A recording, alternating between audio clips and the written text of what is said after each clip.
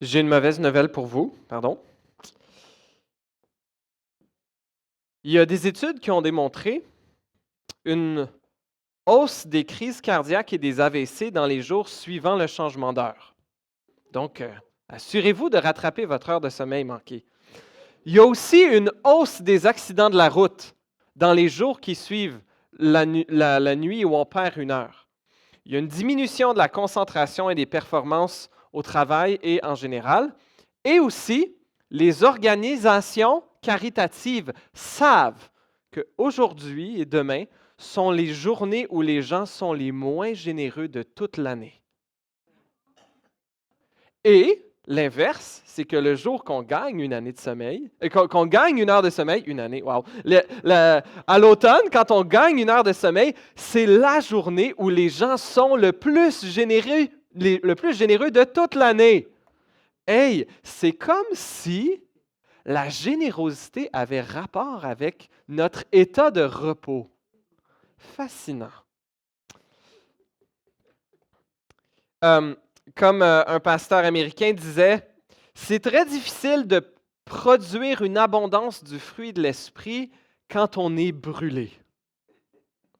La paix, la joie, la patience, la bienveillance, ce pas des choses qui coulent quand on est exténué, n'est-ce pas?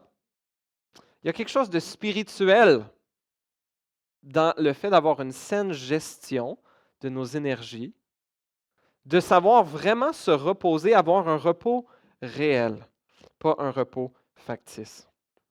En tout cas, quoi qu'il en soit, que ce soit dû à un léger manque de sommeil ou à une saison de vie particulièrement décourageante, il y a des moments dans nos vies et il y a des moments dans l'histoire du peuple de Dieu où il semble que l'ennemi a le dessus. Il y a des moments dans nos vies et dans l'histoire du peuple de Dieu où l'ennemi semble avoir le dessus. On est ici en Église en train de traverser le livre de 1 Samuel, où il était question, il y a 3 personnages principaux. Il y avait le prophète Samuel, ensuite il y avait le roi Saül, le premier roi d'Israël. Ensuite, il y avait le roi David. Et le roi David a été oint par le prophète Samuel. Il sera le prochain roi, mais Saül s'accroche au pouvoir et dans les dernières semaines, on a vu qu'à plusieurs répétitions, Saül a tenté de tuer David sans réussir, car Dieu protégeait David. Mais on va voir aujourd'hui un moment où il semble vraiment que l'ennemi a le dessus. Non seulement Saül, mais on dirait celui qui se tient derrière Saül. Le grand ennemi de Dieu, le diable, l'accusateur, l'adversaire, qui semble avoir le dessus. Je vous invite à ouvrir votre Bible avec moi dans 1 Samuel, relativement au début de la Bible, Genèse, Exode, Lévitique, Nombre, Deutéronome, Josué, Juge, Ruth, 1 Samuel. 1 Samuel chapitre 22.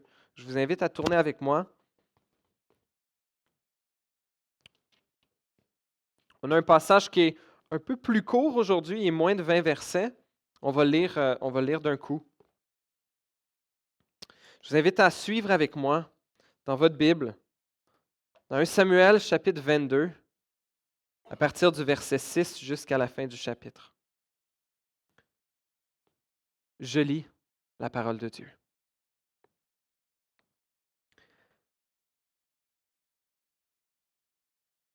Saül apprit que l'on avait des renseignements sur David et sur ses hommes. Il siégeait alors sous un tamari à Gibéa sur la colline.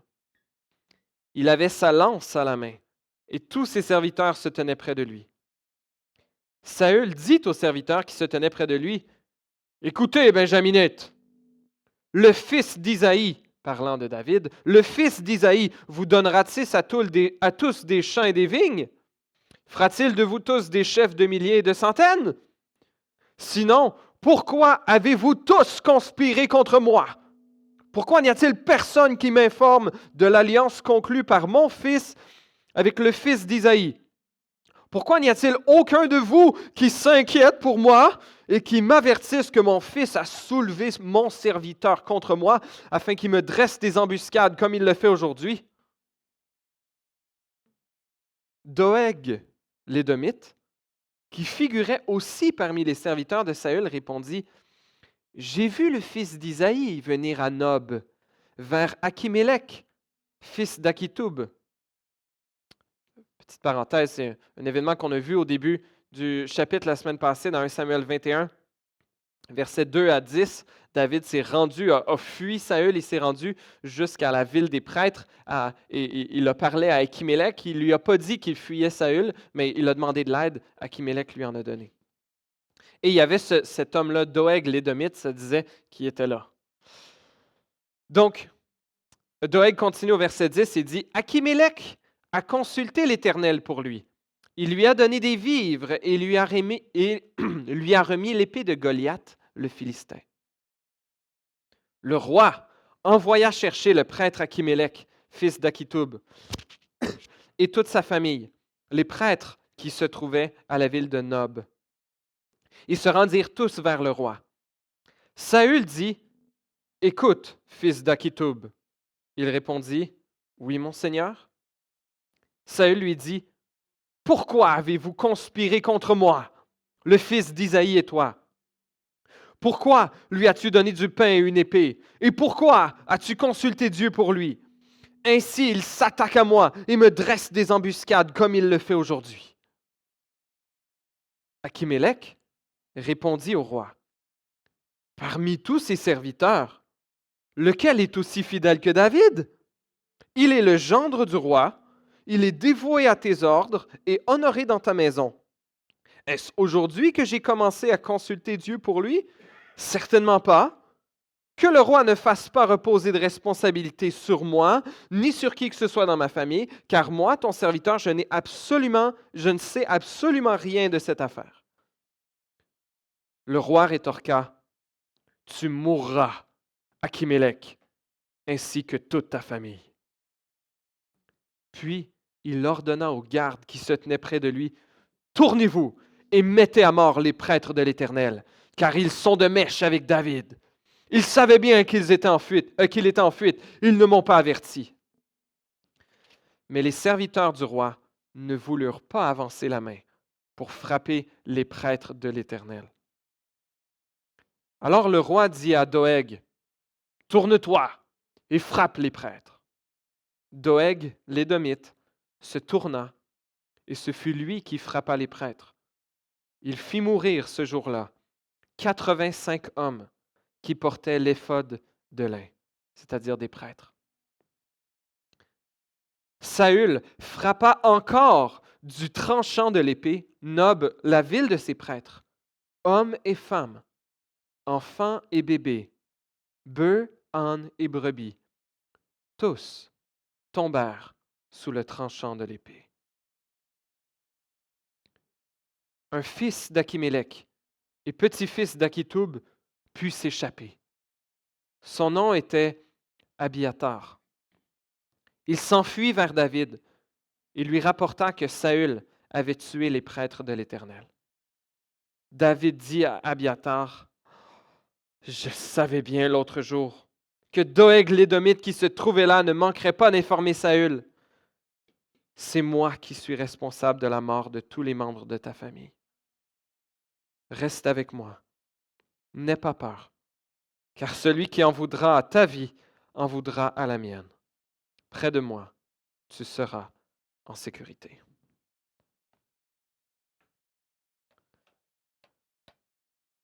Prions. Seigneur notre Dieu, nous voyons une réelle tragédie dans ce texte. Une tragédie comme il y en a eu plusieurs dans l'histoire de ton peuple. Une tragédie comme il en arrive, comme il en est arrivé cette semaine, Seigneur, qu'on en soit conscient ou non. Et des tragédies comme il s'en produira certainement dans la semaine à venir. Seigneur, avec le psalmiste, nous avons le goût de crier, « Que fais-tu, Éternel? Pourquoi? » Seigneur, aide-nous à, lorsque l'ennemi semble avoir le dessus, savoir continuer à espérer en toi. Dans ce texte et dans nos vies, ô Dieu. Apprends-nous ce que tu veux nous apprendre, à chacun d'entre nous et à notre Église. Dans le puissant et précieux nom de ton Fils Jésus, nous te prions. Amen. Tout d'abord, dans ce texte, on voit la folie de vouloir contrôler. La folie de vouloir contrôler. Le roi Saül avait tenté à plusieurs reprises de tuer David, mais à chaque fois, il y avait eu quelqu'un ou Dieu lui-même qui s'était interposé pour protéger son oint, son Messie, celui qu'il avait désigné pour une mission spéciale, être le roi d'Israël. Et peut-être qu'un homme en fuite n'aurait pas tant dérangé Saül, mais dans les 5 premiers versets du chapitre 22, on a vu que David, il y a une armée qui s'est rassemblée auprès de lui. Il y a 400 hommes. Au verset 1, ça dit que ses frères, toute sa famille sont venus. Aussi, tous ceux qui avaient des dettes, ceux qui étaient dans la détresse ou qui étaient mécontents, qui se sont rassemblés autour de lui. Il devint leur chef. Il y avait 400 hommes qui se tenaient avec David. Et peut-être que Saül a senti une menace particulière à ce moment-là, alors que il n'y avait plus David seul, mais maintenant Dieu avait pourvu à une genre de garde rapprochée pour veiller sur lui. Et Saül en vient à accuser tout le monde de conspirer contre lui. Avez-vous remarqué? Il a ses plus proches serviteurs, les serviteurs de Saül. Il s'adresse à eux-mêmes comme benjaminites. Saül lui-même était de la tribu de Benjamin et sa garde rapprochée, ses serviteurs les plus proches étaient tous des descendants de Benjamin comme lui. Et il leur dit, le fils d'Isaïe, parlant de David, est-ce qu'il va vous donner des champs, des vignes? Est-ce qu'il va faire de vous des chefs de milliers, des centaines? Sinon, verset 8, pourquoi avez-vous tous conspiré contre moi? Saül est en train de perdre le contrôle. Et Saül voit de la menace partout.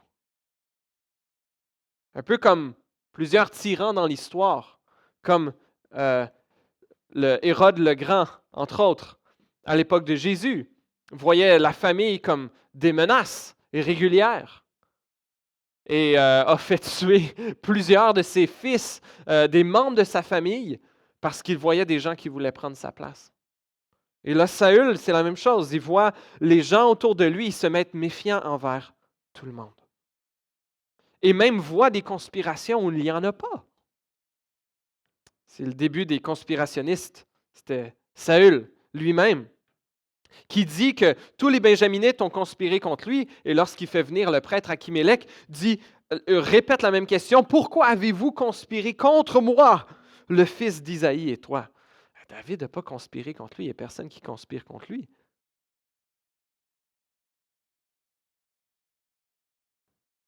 Saül a été rejeté par Dieu à cause de son obéissance, de sa désobéissance. Et là, Saül est rendu isolé. Et il s'isole encore de plus en plus. Son fils a aidé à protéger David. Son fils Jonathan, sa fille Michal, mariée avec David, a aidé à protéger David. Et là, il voit la conspiration partout.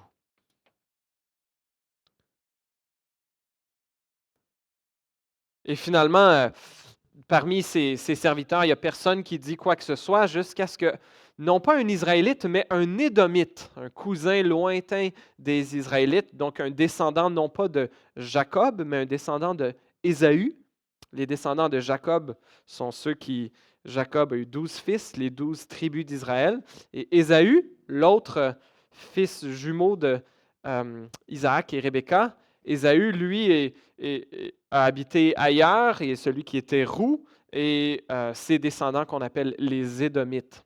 Et ce fameux Doeg, lui n'était pas israélite, un cousin lointain. Doeg, l'Édomite, lui qui s'adonne, qui était à Nob, quand David est venu chercher de l'aide auprès du prêtre Achimélec, et là qui vient dénoncer, ah oui, le prêtre Achimélec, il l'a aidé, il a consulté l'Éternel pour lui, il lui a donné de la nourriture, il lui a donné l'épée de Goliath. Ah ouais! faites venir le prêtre, non seulement Akimélec, mais tout le monde.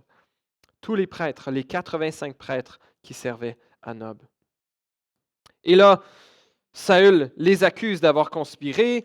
Le prêtre Akimélec prend la défense de David et un peu de lui-même. Il dit, qui est plus fidèle au roi que David? Il a combattu les guerres pour toi. Il est ton gendre. Euh, est-ce que ça fait longtemps que je consulte l'Éternel pour lui? Alors, accuse-moi pas d'avoir consulté l'Éternel pour lui. Il n'y a personne de plus fidèle à lui que toi. Verset 14. Puis, il dit à la fin du verset 15, que le roi ne fasse pas reposer de responsabilité sur moi ni sur qui que ce soit dans ma famille, car moi, ton serviteur, je ne sais absolument rien de cette affaire. Effectivement, David lui a menti. David lui a pas dit qu'il était en fuite de Saül. Peut-être cherchait-il à le protéger. On voit qu'en fin de compte, ce n'est pas ça qui va s'être produit.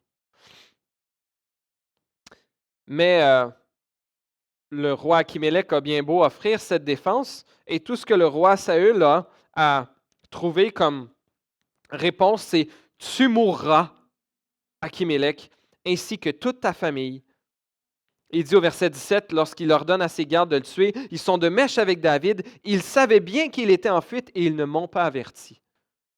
Non, c'est pas ça qu'Akimélec a dit. Akimélec a dit, je ne sais rien de cette affaire. Il était un peu pogné en bon français. Hein? S'il dit, ah oui, je le savais, ah, tu mourras. Non, je ne le savais pas, tu mourras pareil. Saül, dans sa tête, c'était déjà décidé.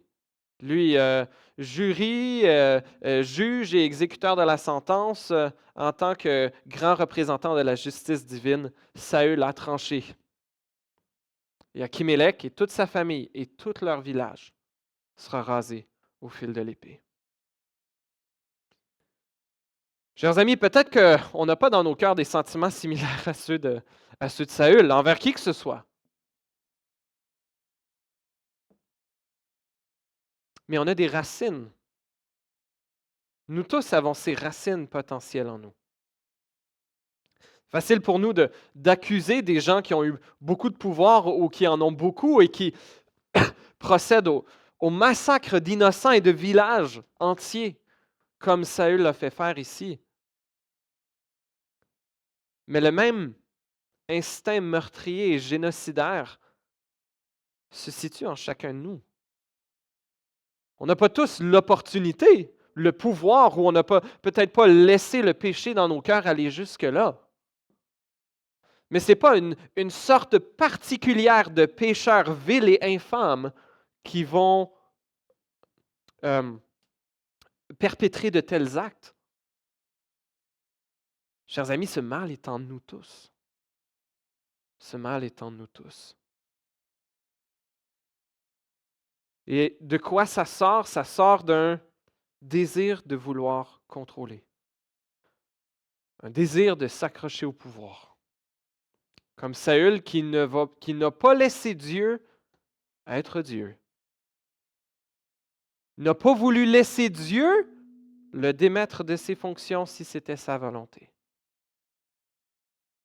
Saül, en voulant s'accrocher au pouvoir à ce qu'il était certain lui revenait de droit, est devenu le pire ennemi de son peuple. En faisant tuer, et c'est répété à 2 reprises, les prêtres de l'Éternel. Alors que Saül lui-même n'avait pas exécuté la sentence que Dieu lui avait demandé d'exercer envers les Amalécites au chapitre 15. Dieu lui avait dit, va raser les Amalécites, c'est un jugement que Dieu avait prononcé depuis plusieurs siècles. Et maintenant, le moment du jugement est arrivé. Et si vous vous souvenez, 1 Samuel 15, Saül ne l'a pas fait. Il n'a pas tué le roi Agag. Et le peuple a ramené tous les meilleurs animaux. Et c'était sa première grande désobéissance. Lui qui n'a pas été prêt à exécuter le jugement de l'Éternel envers les ennemis de l'Éternel, exerce un jugement envers les prêtres de l'Éternel aujourd'hui. Chers amis, cette folie de vouloir contrôler et s'accrocher au pouvoir nous guette tous. que Dieu nous révèle notre folie et que Dieu nous aide à le laisser être Dieu. Et derrière cette folie de Saül, on peut très bien voir, comme je le mentionnais tantôt, qu'il y a l'ennemi de Dieu qui veut détruire son peuple, qu'il y a probablement le diable en arrière qui contribue à souffler à Saül ses idées meurtrières. Et le peuple de Dieu donc expérimente la haine de l'ennemi suprême de Dieu.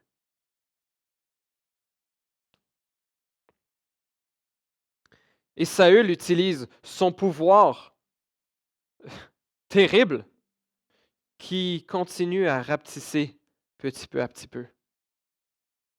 Et les ennemis de Dieu ont eux aussi un pouvoir pour un temps, mais un pouvoir qui leur sera un jour enlevé.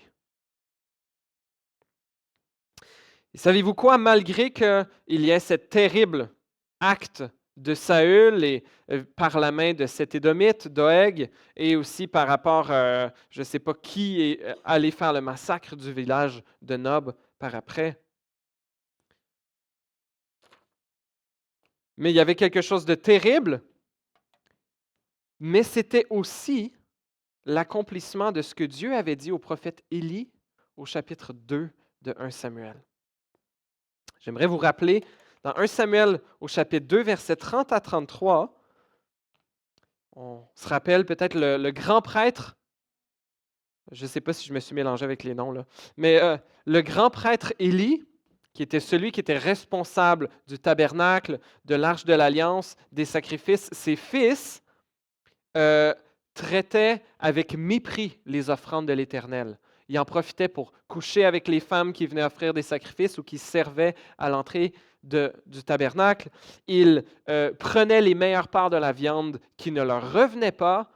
Et Dieu a dit à Élie que parce qu'il n'avait pas exercé la discipline envers ses fils, que sa lignée serait éteinte et ce ne seraient plus ses descendants qui seraient les futurs prêtres et grands prêtres d'Israël.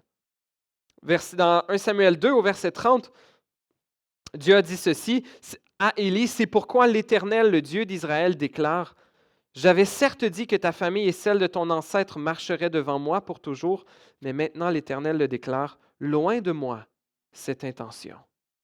En effet, j'honorerai celui qui m'honore, mais ceux qui me méprisent seront méprisés. Voici que viennent les jours où je vais briser ta force et celle de ta famille, de sorte qu'il n'y aura plus de vieillards chez toi. Et je saute au verset 33. Je laisserai subsister l'un des tiens près de mon autel, afin d'épuiser tes yeux et d'attrister ton âme, mais tous les membres de ta famille mourront dans la force de l'âge. Et on dirait ici que avec ce massacre de Saül, c'est l'exécution en fait de la sentence que Dieu avait donnée au grand prêtre Élie et à ses descendants. Est-ce que cela fait de Dieu l'auteur de ce mal? Non, certainement pas. C'est Saül et Doeg qui en sont coupables. Et il y a là un certain mystère, parce que Dieu utilise des hommes mauvais et méchants pour quand même accomplir son plan. De sorte que personne, rien ni personne ne peut contrecarrer vraiment les plans de Dieu. La démonstration suprême de ceci, c'est lorsque Jésus lui-même est mort, est arrêté, a été faussement jugé et a été cloué sur une croix. Dans Acte 2, au verset 23, l'apôtre Pierre, dans son premier message le jour de la Pentecôte, parlait de Jésus en disant « Cet homme vous a été livré suivant le projet défini et la prescience de Dieu. Vous l'avez fait mourir sur une croix par l'intermédiaire d'hommes impies. » C'était le projet défini et la prescience de Dieu, mais c'était des hommes impies qui l'ont fait mourir. Encore plus clair, 2 chapitres plus loin, Acte 4, versets 27 et 28, lorsque les chrétiens sont en train de prier Dieu, Ils disent ceci: il est bien vrai que Hérode et Ponce Pilate se sont ligués avec les nations et les peuples d'Israël contre ton saint serviteur Jésus que tu as consacré par onction. Ils ont accompli tout ce que ta main et ta volonté avaient décidé d'avance. Alors même que le mal se produit, parfois Dieu, c'est son plan pour amener la rédemption de son peuple, comme c'était le cas pour notre Sauveur.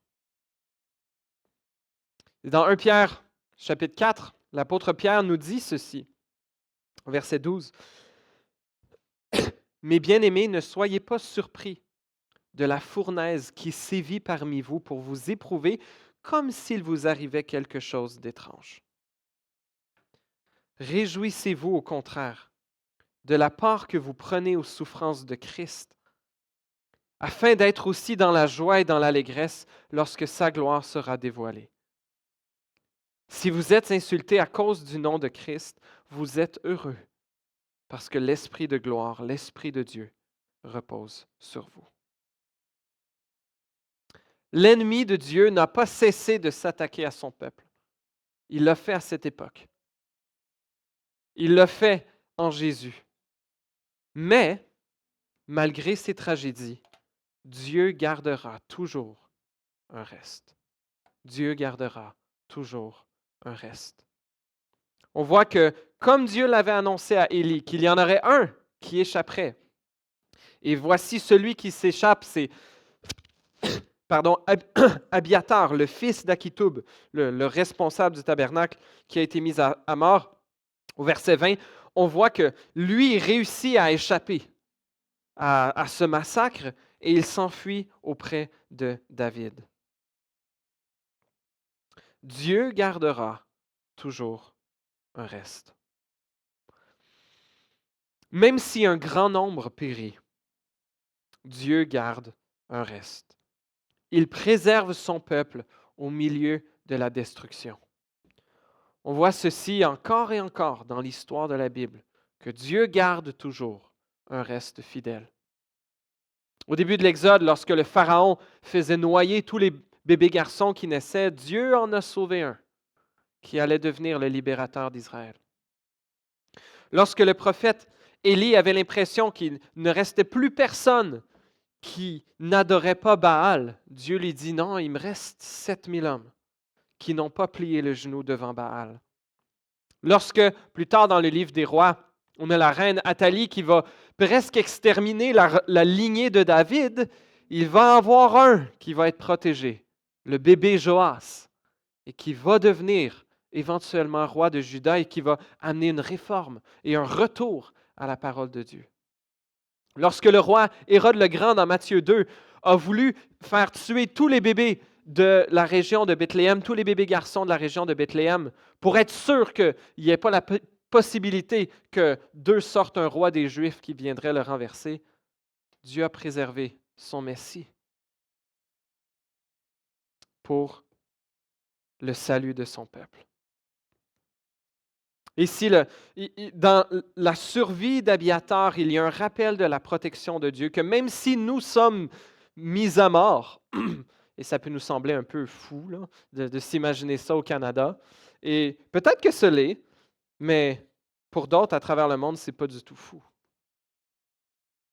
Peut-être certains d'entre vous ou certains de vos amis savent qu'il y aurait un risque peut-être à retourner dans leur pays, effectivement d'être mis à mort à cause de leur foi en Jésus. Eh bien, Dieu protège un reste.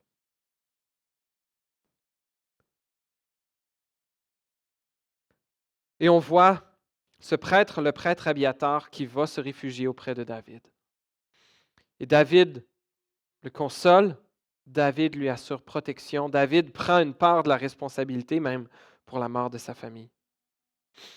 Et Abiatar va rester avec David jusqu'à la mort de David. Il va être grand prêtre avec David, on dirait aux côtés d'un autre prêtre qui s'appelle le prêtre Tsadok. Mais il y a ici une image avec cet homme qui a échappé aux terribles conséquences du péché de Saül et qui vient se réfugier sous David. On a un portrait en David, on a un portrait de Jésus qui accueille et protège tous ceux qui viennent se réfugier auprès de lui. Tous ceux qui fuient les malédictions du péché et ses conséquences mortelles. Jésus les protège. Jésus a combattu nos plus grands ennemis, le péché, Satan et la mort, de sorte que, alors que nous nous alignons avec Jésus et son royaume, nous trouvons la protection en sa présence. J'aimerais terminer avec le psaume 52 qui a été écrit par David, probablement dans les moments, les jours, les semaines qui ont suivi cette tragédie. Un court psaume de 11 versets que j'ai intitulé « Comment prier lorsque persécuté ». Je vous invite à tourner avec moi à peu près au milieu de votre Bible, au livre des psaumes. Je vais lire ce psaume avec vous, le psaume 52.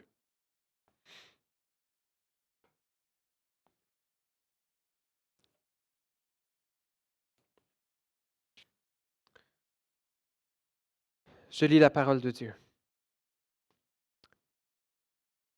Au chef de chœur, cantique de David.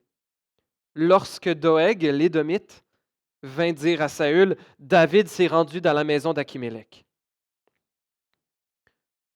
Pourquoi te vantes-tu de ce qui est mal, toi l'homme fort? La bonté de Dieu subsiste toujours. Ta langue n'invente que le crime, elle est coupante comme un rasoir, fourbe que tu es. Tu préfères le mal au bien, le mensonge à la vérité. Tu aimes toutes les paroles qui détruisent, langue trompeuse. C'est pourquoi Dieu t'abattra pour toujours. Il s'emparera de toi et t'arrachera de ta tente. Il te déracinera de la terre des vivants. Les justes le verront. Ils éprouveront de la crainte et ils se moqueront de lui. Voilà l'homme qui ne prenait pas Dieu pour protecteur, mais qui se confiait dans ses grandes richesses et cherchait refuge dans sa méchanceté. Mais moi, je suis pareil à un olivier verdoyant dans la maison de Dieu. Je me confie dans la bonté de Dieu pour toujours et à perpétuité. Je te louerai toujours pour ce que tu as fait. Je veux espérer en ton nom, car tu es bon envers tes fidèles. Je vais nous amener à tirer juste 2 leçons de ce passage. La première, comment prier lorsque persécuté? Je ne l'ai pas à l'écran, mais la première chose, c'est se confier en Dieu pour faire justice. Se confier en Dieu pour faire justice. Il y a une part importante du livre des psaumes où dans la Bible où les psalmistes, les auteurs des psaumes, appellent à Dieu pour châtier, parfois même violemment, les ennemis du peuple de Dieu, ou les ennemis du roi de Dieu qui écrit ces psaumes. Et certains passages avec lesquels nous sommes parfois comme chrétiens, et d'autant plus du 21e siècle en Occident, particulièrement mal à l'aise. Mais ces paroles nous sont données. Et j'ai prêché un message là-dessus, ça fait plusieurs années, mais il y aurait beaucoup de choses à dire là-dessus. Mais une des choses que je veux ressortir, c'est que le psalmiste ne se venge pas lui-même. Il ne va pas lui-même se faire justice. Il demande à Dieu de faire justice. Et c'est ce que David fait ici. Il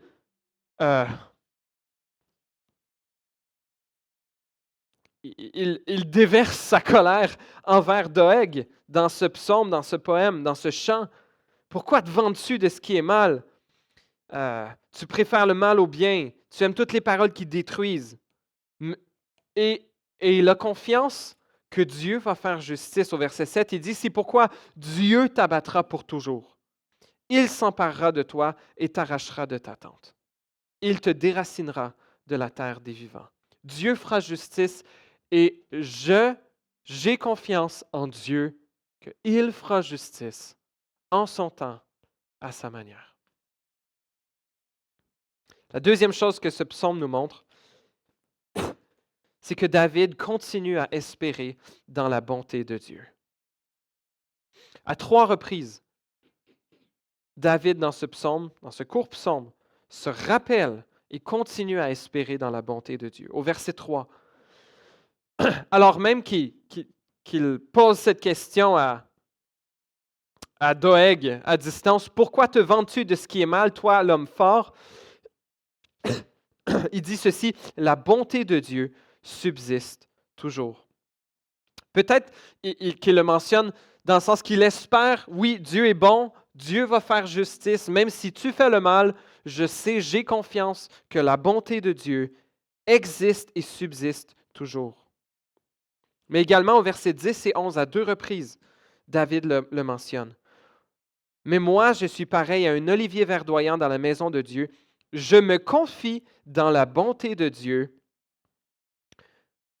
pour toujours et à perpétuité. Verset 11, je te louerai toujours pour ce que tu as fait. Je veux espérer en ton nom, car tu es bon envers tes fidèles.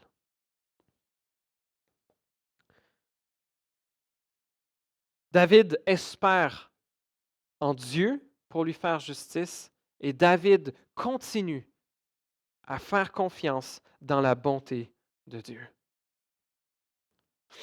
La Bible dans son ensemble nous apprend que nous ne sommes jamais que victimes du péché des autres, cependant. Nous sommes aussi persécuteurs. Comme on en parlait au début, la folie de vouloir contrôler se situe dans nos cœurs à chacun d'entre nous. La haine de ceux qui mettent en danger notre royaume et notre influence, elle subsiste au moins de façon comme une graine capable de pousser dans le cœur de chacun d'entre nous. La folie génocidaire se trouve en chacun de nos cœurs. Nous sommes tous aussi persécuteurs. Nous sommes tous aussi pécheurs. Et alors même que nous faisons confiance à Dieu pour nous faire justice, nous devons reconnaître que si Dieu fait justice aux méchants, nous faisons partie de ceux à qui Dieu fera justice. Dans le sens que nous serons nous aussi. Nous tenons nous aussi sous le jugement de Dieu. Nous méritons aussi le jugement de Dieu. Mais grâce soit rendue à Dieu. Le descendant de David, le Messie unique, suprême, Jésus a pris la condamnation sur lui pour tous ceux qui se détournent de leur faute et espèrent en lui. Et à la croix où Jésus a été frappé du jugement de Dieu pour notre péché, nous voyons à quel point le péché est en horreur à Dieu.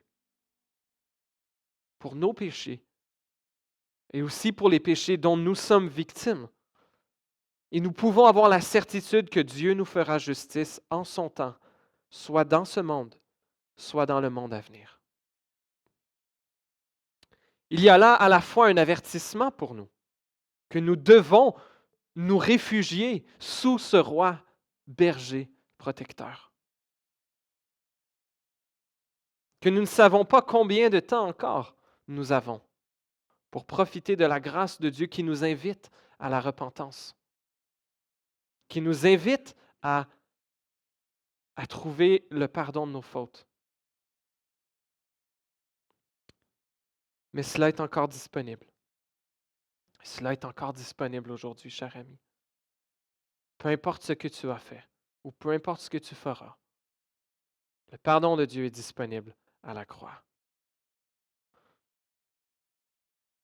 Et alors que nous avons l'impression que l'ennemi a le dessus, que ce soit à cause de nos péchés ou que ce soit à cause du péché des autres, allons chercher protection, confiance et repos auprès du roi berger, celui qui a donné sa vie pour nous, ses brebis, et celui qui saura nous protéger de nos véritables pires ennemis, c'est-à-dire du diable et de ses démons, du péché et de sa condamnation, et de la mort physique et éternelle grâce à sa mort et sa résurrection. Prions. Seigneur notre Dieu, je ne sais pas qu'est-ce que chaque personne ici vit. Peut-être que tu veux nous préparer pour des temps d'épreuve qui viendront dans le futur, ou peut-être que nous nous trouvons profondément ancrés dans une tempête et un tourbillon où il nous semble que l'ennemi a tout à fait le dessus. Seigneur notre Dieu, aide-nous à reconnaître notre propre part là-dedans, nos propres péchés. Aide-nous à les délaisser. Aide-nous à arrêter d'essayer de contrôler, à arrêter d'essayer de garder le pouvoir, de garder le contrôle, puis à te faire confiance, oh Dieu. Seigneur, on prie qu'alors que nous expérimentons, oui, la haine de ton ennemi, que nous fassions confiance que tu gardes toujours un reste pour ton peuple. Et aide-nous, Seigneur, comme David le faisait dans ce psaume, alors que effectivement il semblait que l'ennemi avait le dessus. Aide-nous à te faire confiance, que tu feras justice en ton temps, à ta manière. Et aide-nous, ô Dieu, à continuer à espérer en ta bonté, en ta grande bonté, en ton immense bonté.